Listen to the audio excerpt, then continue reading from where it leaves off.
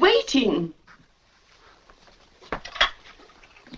Hello? Forgot my hat. Hee-haw. Hello, Sam. How are you? Oh, I'm great. Gee, it's good to hear your voice again. Oh, well, that's awfully sweet of you, Sam. There's an old friend of yours here, George Bailey. You mean old Mossback George? Yes, old Mossback George. Hee-haw, put him on. Well, just a minute. I'll call him. George! He doesn't want to speak to George, you idiot. He does so. He asked for him. George, Sam wants to speak to you. Hi, Sam. Well, George Baileyovsky. Hey, a fine pal you are. What are you trying to do, steal my girl? Oh, what do you mean? Nobody's trying to steal anybody's girl. Here's Mary. Oh, no, wait a minute. I want to talk to Here, both you. of you. Tell Mary to get on the extension. You talk. Mother's on the extension. I am not. We can both hear. Come here. We're listening, Sam.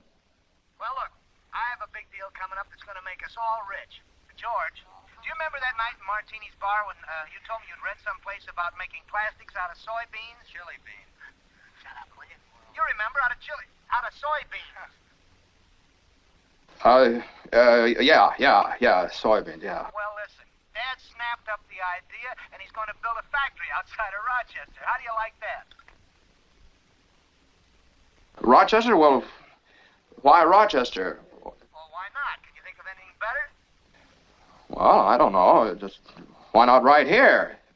You remember that old tool and machinery works? Well, you tell your father you can get that for a song, and all the labor he wants, too. Half the town was thrown out of work when they closed down. Was that so? Well, I'll tell him. Hey, that sounds great. Ah, baby, I knew you'd come through. Now, here's the point. Mary, you're in on this, too. Now, listen. Have you got any money?